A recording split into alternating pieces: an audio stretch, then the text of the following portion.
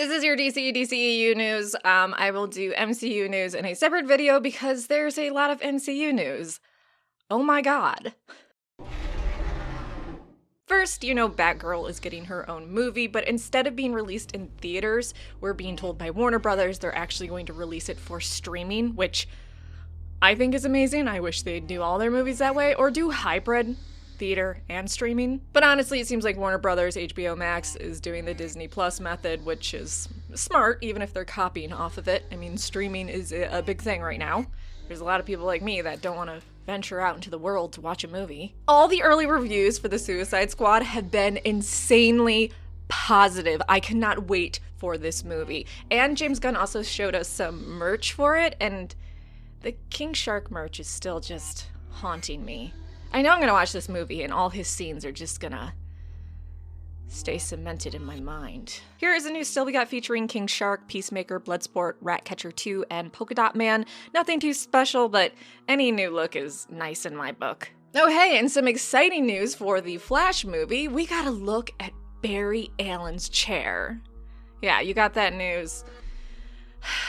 Maybe first or second here. It's super exciting. At least they're filming the Flash movie. I just feel like it was in developmental hell for a really long time. Also, they're apparently really into posting photos of their chairs because they also showed us Bruce Wayne's chair. Now, I don't know if that's for Ben Affleck or Michael Keaton, who are two Batmans in this movie.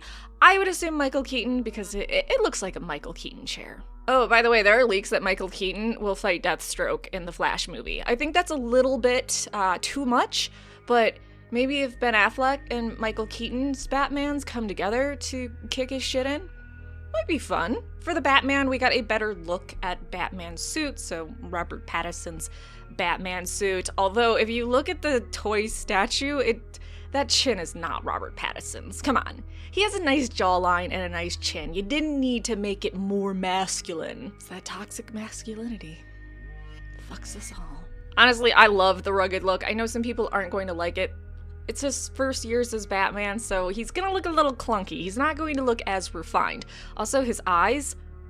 I don't know if this is gonna bum you out or not. I don't know if you're a fan of Robert Pattinson being Batman, but Robert Pattinson has signed a big deal with Warner Brothers, which has him staying on for a very long time, not only producing, but probably also playing Batman. So I'd imagine we're gonna get Robert Pattinson Batman a lot. Both Warner Brothers and Robert Pattinson released a statement about how absolutely excited they were, so I don't know. We'll see how it goes. If you don't like Robert Pattinson as the Batman, just wait 10 years. And they'll reboot it. I mean, come on. When it comes to Batman or Superman, patience is a virtue. Because at some point they're gonna fuck up and have to redo everything. It's been rumored that Jeremy Irvin will play Alan Scott, the first Green Lantern in the live-action Green Lantern series on HBO Max.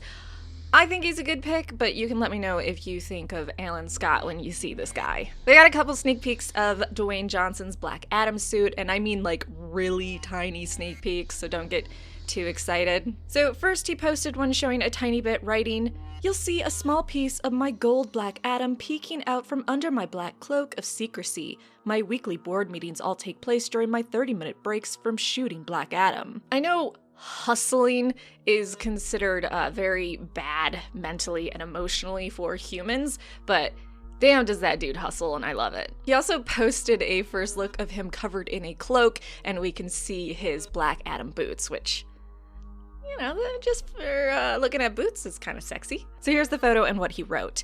"If you know the comic book mythology, then you know where his pain comes from. His rage, his wife and children killed, his people brutally enslaved. He is not a superhero, but rather a champion of the poor and beaten down, of the people. And he is the most unstoppable force in the DC universe. I wanted to give you guys a little Black Adam update and share this image with you from set. Production is coming along great, and I'm very pleased with the movie we're making. From a slave to God, the man in black." Lastly, he posted a on-set photo for filming of Black Adam, and the set is insane. So here's the image and what he captioned it. "Black Adam update. Wanted to show you guys this cool shot of our enormous scale and massive production efforts at our sound stages. Zoom in and take a look.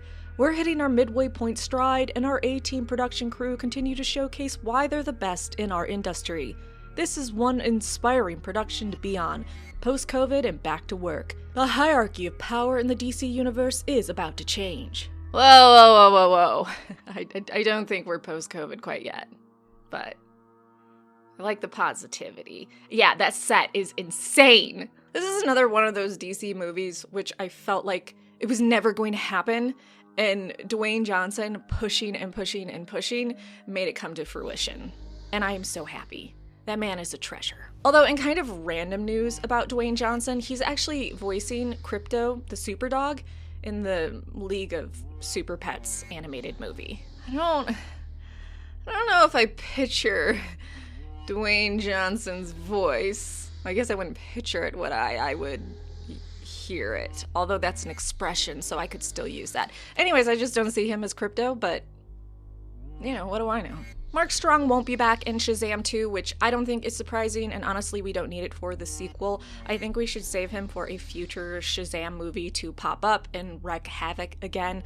I think if we can kind of do different villains and just not defeat them at the end of the movie and have them come back in the future, it's more like the comics. The kids are also back together for Shazam 2, which, you know, they would have to be to film, and if you follow them on their social media, some of them are posting some really weird stuff, but I'm decades older than them, so maybe that's just in right now and super cool. I don't know. I've never been cool. There are, though, a lot of cute behind-the-scene photos of all the kids together, so if you want, you can, you know, check them out on social media. I'm just so happy that they're getting to Shazam 2 before the kids get too old, which is, of course, the problem with filming for kids. You know, they grow up and change quite a bit from year to year. Lastly, Jason Momoa said that he co-wrote the first treatment of Aquaman 2 and that everyone has put all their hearts into it. So this is another one of those movies where it's not necessarily that it got made because the actor pushed it, but Jason Momoa seems to be very excited about his role as Aquaman.